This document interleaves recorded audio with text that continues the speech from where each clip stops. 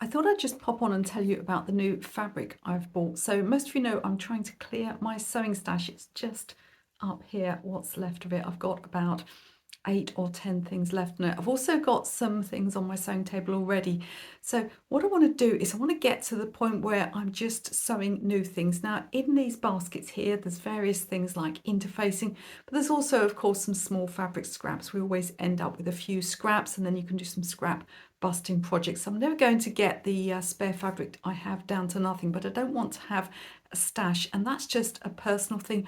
I watch lots of YouTubers with huge stashes of fabric and they get so excited and they're so happy and the stash makes them really happy, and there's nothing wrong with that, but it doesn't make me happy. It just makes me feel stressed and feel like I've got pressure on me, and I am a bit of a minimalist. So the idea at the moment is that I'm not going to allow any new fabric I buy to go in the stash. Now I've already got maybe 4 or 5 projects left on my sewing table. I've also got 2 pieces of fabric and 1 pattern on order from Minerva, and they are the print on demand things, so I'll tell you about those in another video, but they have been weeks, and I've just emailed them. They're going to be a couple of weeks longer. I guess they've got a lot of demand, so some nice new environmentally friendly fabrics I'm trying from then. I've also got a pattern on order, and that's for my daughter's boyfriend, who, when I forgot his birthday because I didn't write it in my calendar, he asked his girlfriend, my daughter, if I perhaps felt guilty enough to make him a pair of dungarees. Never made men's clothes, but there we are. So I've also got that going on. There's also a bit of a swap in skills that I do with the lady who does my accounts, who's my friend, and I need to make some cushion covers for her this year. So there's a lot going on. I don't want to be buying more fabric or adding more fabric, and yet I did buy a piece of fabric. You can see it here. I'll show you it a little bit better in a minute and explain why I bought it. So there are sales on all the time. I get all the emails from the little independent pattern companies. I love looking at the fabrics. I usually don't buy anything. I get emails from Minerva. Now, Minerva have always got a sale on, if not several sales, and they're really quite good. So they might have a sale on one week, for example, for corduroy, or a sale another week for polyesters or satin fabrics. And it's worth having a look at those. And if you've got the membership, which I have, I think it's about £20 a year, and you get 10% off all orders. So if there's a 30% discount, as there was this week, then you get 40% off. So that's good, but nevertheless, it's not enough to persuade me to buy more fabric. Sorry, I've got a cat hair.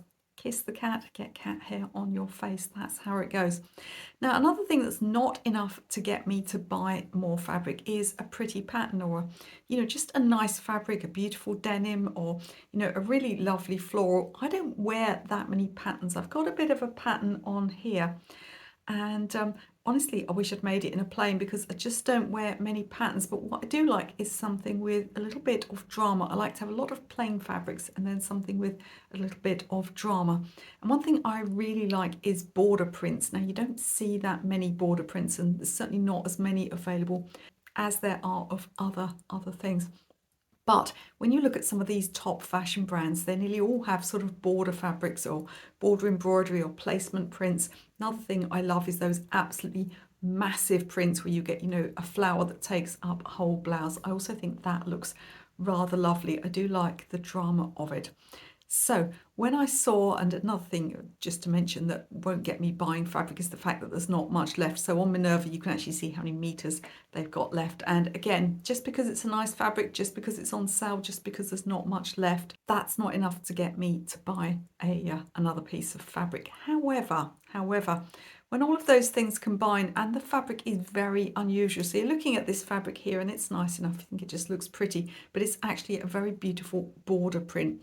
Now, what will get me to part with my money is if I see something I really think I'm not going to see again. So an example might be perhaps an Indian block print, but in a colour and design that you almost never see in Indian block prints. Likewise, a denim with a certain type of embroidery on that you literally never see. So for me to break my rule of just, sewing what I want from the upcoming garments that I need, for me to break that rule, I have to sort of have certain things in place. It has to be a very unusual fabric, probably on sale, probably not much left either, and something that I really love the look of. even then I have committed to whatever I buy, I have to sew. I'm not saying immediately it has to go ahead of everything else, but it has to go on my current projects. It can't just go and sit in my stash, because that's how the stash just keeps on growing like some kind of creature. It just kind of self-replicates, doesn't it? I'm sure you all know the struggle. So I saw this fabric and there were something like 3 meters left. Now with Minerva, once they get down to hardly anything left of their fabrics, I've found in the past that it's not very accurate. I suspect that what they do is that when they get a roll of fabric, say it's 40 meters, they put it up at 40 meters and the automatic system knocks it down every time somebody buys a little bit. So I think I ordered 2.5 meters. But then they emailed me back, and this is not the first time that this has happened, and they say, well, sorry, we've only got a couple of bits left and they're this size, you know, would you like a refund, or would you actually like to have this fabric? So I accepted what they had, and what they had was, rather than 2.5 meters continuous, they had one piece of, I think, 70 centimeters and one piece of might be 1.6 meters. So I'll show you the fabric, and the actual, it looks just like a cream, but it's actually got, I hope you can see, a little fleck of sort of beige going through it. And then it's got this huge, I'll stand up actually, that's what I'll do, I'll stand up. It's got this huge border print. So that's all down one side, but it is, you know, it is, if I put it up against me, it is large. It's looking a lot more orange. It is very autumny colours, but it's looking a lot more orange on camera than I think it is in real life. So what am I going to make with this fabric? So I've just been sewing the Sienna dress. Now, I think I already mentioned the Sienna top that I made from fabric left over from my daughter's trousers. So it's basically a shift style with a kind of a high boat neck and ties on the shoulders. And I then extended the pattern. The pattern actually includes a dress portion, so you can just use that. But because I'd done so much reworking to the pattern itself and put darts in all sorts of things, I just used my own pattern and extended that. And I made an above the knee black pinafore dress, which I'll show you in another video. And as I was making this, I thought this is actually would make a lovely sort of long summer dress, maybe a perhaps not maxi length. I tend to like that sort of in between midi and maxi T length. Do they call it T length? I think they do, at least in the UK. We do like our T. So I thought to myself, you know, this is a dress that, apart from the 2 darts I put in, is completely flat, would show off a beautiful print. So what I want to make is I want to make 2 things. If I can get it out of that fabric, and I guarantee that by hook or by crook or by adding seams, I will manage to get that Sienna dress somehow out of the larger piece of this fabric. Now these are colours that I wear in the summer, pinks and you know, reds and things like that. But there's also a lot of sort of green in it, sort of a muted green, a khaki, a sort of a dark, maybe an olive green. There's also some colours that are very much like plum and burgundy, and I wear those a lot in the autumn. So from the smaller piece, I have actually got a shift top. Now, I self-drafted this shell top, do they call it? Just basically a top, sleeveless with darts. And I tried it out recently because I drafted it about 10 years ago, was not expecting it still to fit me, but it did. I also made a second version of that where I sort of drafted my own cowl neck, and I made the cowl neck version in a sort of a crepe chiffon that has got an animal print on, and that was lovely.